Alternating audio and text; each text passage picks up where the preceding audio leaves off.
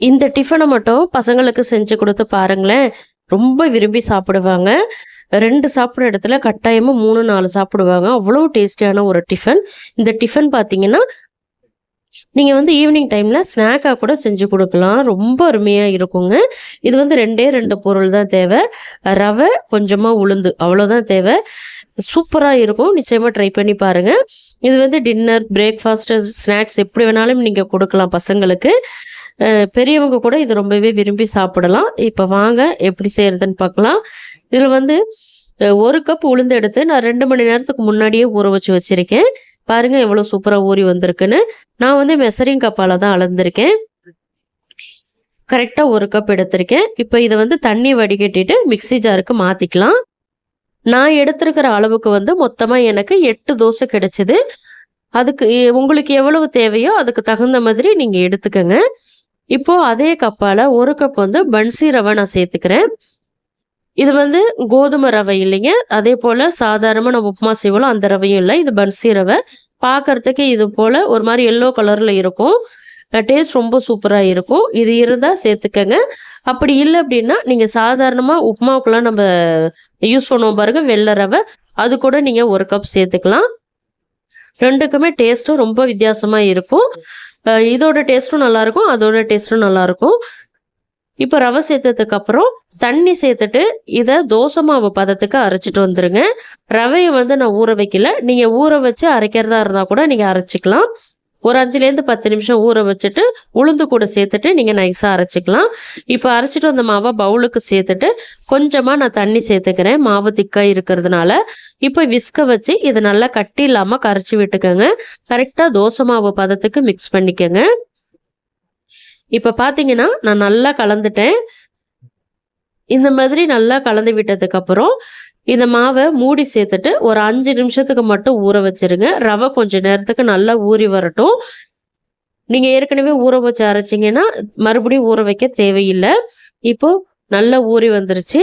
Open பண்ணிவிட்டு மறுபடியும் நல்லா கலந்து விட்டுக்கலாம். ஒரு கரண்டிய வச்சு. ரொம்ப திக்காயிடுச்சு அப்படின்னா, கொஞ்சமா தண்ணி சேர்த்து கலந்துக்கங்க. இப்ப பாருங்க இந்த பக்குவத்துக்கு இருக்கணும் கரெக்டா. வெள்ளை ரவை சேர்த்து அரைச்சிங்கன்னா இது போல ஊற வைக்க தேவையில்லை. நீங்க டைரெக்டாவே தோசை செய்யலாம். இப்போ இதுல வந்து பொடியா நறுக்குன பச்சை மிளகாய் 2 சேர்த்திருக்கேன். பொடியா நறுக்குன இஞ்சி கொஞ்சமா சேர்த்திருக்கேன். உங்களுக்கு பொடியா நறுக்கி சேர்க்க விருப்பம் இல்லைன்னா உளுந்து ரவை அரைக்கும் போது இந்த பச்சை மிளகாய் இஞ்சி 2யும் சேர்த்து அது கூட அரைச்சிக்கோங்க. இப்போ பொடியா நறுக்குன கருவேப்பிலை கொஞ்சம் சேர்த்துக்கிறேன். கருவேப்பிலை கொஞ்சம் நிறையாவே சேர்த்துக்கோங்க. ஃப்ளேவர் நல்லா இருக்கும். வெங்காயம் 2 வெங்காயம் சேர்த்துக்கிறேன். இதில் வந்து நான் கொத்தமல்லி இலை சேர்க்கல. கொத்தமல்லி இலை தேவையில்லை. உங்களுக்கு விருப்பமாக இருந்தால் கொஞ்சமாக சேர்த்துக்கோங்க. ரொம்ப அதிகமாக சேர்த்துட வேண்டாம்.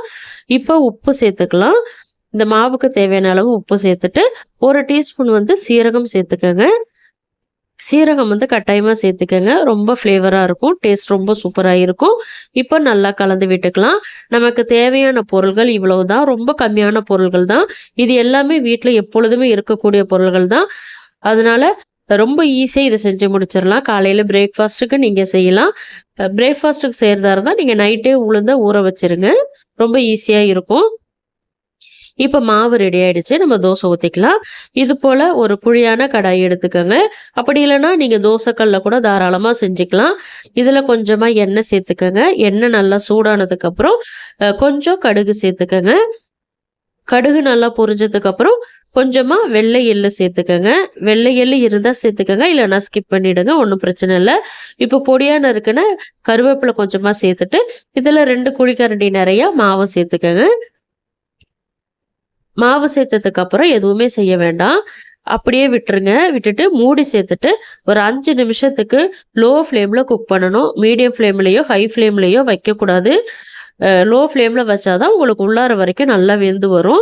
இப்போ ஓப்பன் பண்ணி விட்டு மறுபடியும் இன்னொரு சைடு திருப்பி விட்டுக்கலாம். நல்ல கோல்டன் கலரில் கலர்ஃபுல்லாக இருக்கும் பார்க்கறதுக்கு. அந்த கடுகு எள்ளு கருவேப்பிலையோட கடிச்சு சாப்பிடும்போது ரொம்ப சூப்பராக இருக்கும். இப்போ இந்த சைடும் நல்லா குக் ஆகட்டும். ஒரு தோசை குக் ஆகிறதுக்கு பொதுவாக ஒரு 5 நிமிஷம் ஆகுங்க. ஏன்னா பொறுமையாக குக் பண்ணாதான் உள்ளார வரைக்கும் நல்லா வெந்து வரும். இப்போ அதே போல் இன்னொரு தோசை ஊற்றி காட்டுறேன் பாருங்கள். இது வந்து நீங்கள் நான்ஸ்டிக் தோசைக்கல்லாக இருக்கட்டும், இண்டோலியமாக இருக்கட்டும், எதில் வேணாலும் செய்யலாம். ரொம்ப நல்லா வரும். ஆனால் குக் பண்ணுற டைம் மட்டும் கொஞ்சம் பொறுமையாக பார்த்து குக் பண்ணுங்கள். ஏன்னா உளுந்து சேர்த்துருக்கிறதுனால உள்ளே வந்து கொழன்னு இருக்கிற மாதிரி இருக்கும். நீங்கள் பொறுமையாக குக் பண்ணி எடுத்தீங்கன்னா உள்ள வரைக்கும் நல்லா பஞ்சு மாதிரி வெந்து வரும். இப்போ மறுபடியும் மூடி சேர்த்துட்டு குக் பண்ணிக்கோங்க. இப்போ திருப்பி விட்டுக்கலாம். ரொம்ப ஈஸியாக வெந்து வந்துடுச்சு பாருங்கள். பார்க்குறதுக்கு எவ்வளோ கலர்ஃபுல்லாக இருக்குது பாருங்கள். சாப்பிட்றதுக்கு ரொம்ப டேஸ்ட்டாக இருக்கும். இது பசங்களுக்கு செஞ்சு கொடுத்து பாருங்கள். ரொம்ப விரும்பி சாப்பிடுவாங்க. நல்லா வெளியில் கிறிஸ்பியாக உள்ள சாஃப்டாக சூப்பராக இருக்கும். இதில் விருப்பப்பட்டால் நீங்கள் பொடியாக கட் பண்ணினா தேங்காய் கூட இந்த மாவில் சேர்த்து நீங்கள் தோசை ஊற்றலாம். ரொம்ப நல்லா இருக்கும். இதுக்கு தேங்காய் சட்னி ரொம்ப சூப்பராக இருக்குங்க. அப்படி இல்லைன்னா தக்காளி சட்னி கூட ட்ரை பண்ணுங்கள். இந்த ரெசிபியை கட்டாயமாக உங்கள் வீட்டில் ட்ரை பண்ணி பாருங்கள். ட்ரை பண்ணி பார்த்துட்டு உங்கள் ஃபீட்பேக்கை மறக்காமல் எனக்கு கமெண்ட்டில் சொல்லுங்கள். இந்த டிஃபன் ரெசிபி கட்டாயமாக உங்களுக்கு ரொம்பவே யூஸ்ஃபுல்லாக இருந்திருக்கும்னு நம்புகிறேன். அப்படி யூஸ்ஃபுல்லாக இருந்ததுன்னா இந்த வீடியோக்கு ஒரு லைக் பண்ணிவிட்டு உங்கள் ஃப்ரெண்ட்ஸ் அண்ட் ஃபேமிலி மெம்பர்ஸ் எல்லாருக்குமே நிறைய ஷேர் பண்ணி விடுங்க. இது போல் இன்ட்ரெஸ்டிங்கான ரெசிபிஸ் தெரிஞ்சுக்கணும்னு நினச்சிங்கன்னா மறக்காமல் அனிதா டேஸ்டி கார்னர் தமிழ் சேனலை சப்ஸ்கிரைப் பண்ணி ஃபாலோ பண்ணிக்கோங்க. தேங்க்ஸ் ஃபார் வாட்சிங் ஃப்ரெண்ட்ஸ். பை.